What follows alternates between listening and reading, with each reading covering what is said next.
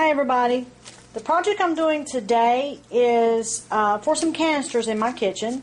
This morning I was getting my canister of grits out of the cabinet.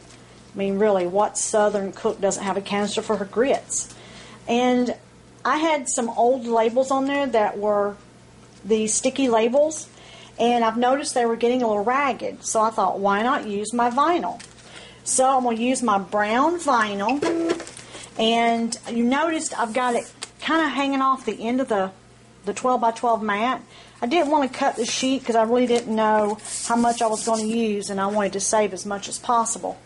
But as long as you have your 12 by 12 mat selected on your machine and not the 12 by 24, it's not going to cut past the 12 by 12 mat. So I can let it hang off. Today I'm using Kate's ABCs, and I love the look of this font. It's called the Baby Girl font, and I'm going to use all lowercase letters today. And you'll notice I've marked my book. It just makes it a little easier for me to find the images, and these letters are not, they're QWERTY, like a QWERTY keyboard, but they do not show it on the overlay. It has a base image on the overlay, as you can see. So I marked the left-hand side of my overlay, A through E, on the rows, and down each column, it's 1 through 10. And then I go through and I mark the book corresponding with that. So then I know what letters I'm going to use. So I go through and I know grits. I want to make a canister for my grits. So I know C5 is G, B4 is R, B8 would be an I, B5 is T, and C2 is an S. That way I can just go through and start plugging in those numbers without having to search through the book for each letter. I go ahead and do this, and then when I get to the machine, I don't have to stop and start, stop and start. So let's see if we can get this going. Okay, all my words are cut out, and now I'm going to weed out the extra vinyl. I wanted to remind you that to put your pressure on 3 or medium, and also your speed on 3 or medium, you want to have the kiss cut, meaning you want it to cut the vinyl, but you don't want it to cut the paper. That way your letters all stay lined up, and it makes it easier to adhere it when you get ready to. So let me get done with this weeding.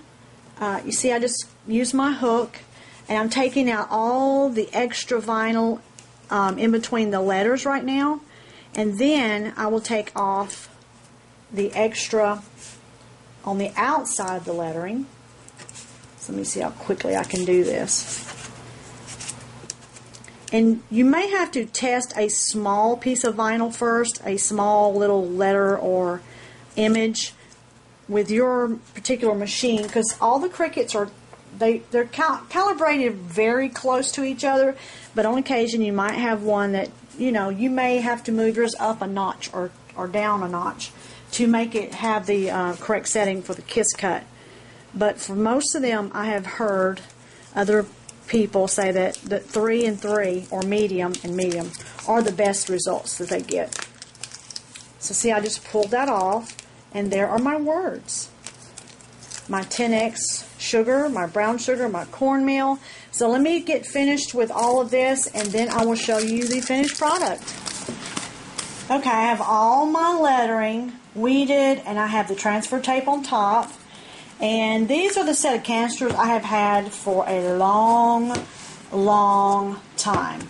And, of course, this is my grits canister. As you can see, there's grits in there. And I'm just going to peel off the transfer tape, which now has the lettering. And if you get a letter like that R just did, just go back and push it back on there. Make sure all the lettering sticks on there. Try not to touch it as much as possible. And nobody sees these canisters but me and my husband and anybody that may happen to come in my kitchen to cook. I have grown girls that come in here and they like to cook every now and then when they come over with the grandkids. But for the most part, I'm the only one that sees these canisters. This is just for my benefits, and that I don't have to search through the cabinet looking for which canister has what. So they don't have to be exactly perfect, but the old labels were pretty ragged. Like I said, I had these for a long time. And as you can see, I'm having to really burnish. That means rub really hard the letters. And you can, I'm just using my nail. You can use a burnishing tool, a bone folder, the end of a pair of scissors like this. But since these aren't going to be seen a lot, I really don't care if they're perfect. But there you go. I'm going to finish the rest of the canisters, and then I will post a picture of the finished, the whole set of canisters on my blog. And hope you all have a great day and enjoy your grits.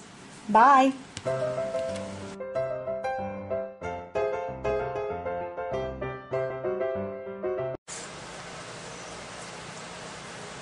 This video was created for the opportunity to host on my craft channel. So hope to see you in Utah. Bye.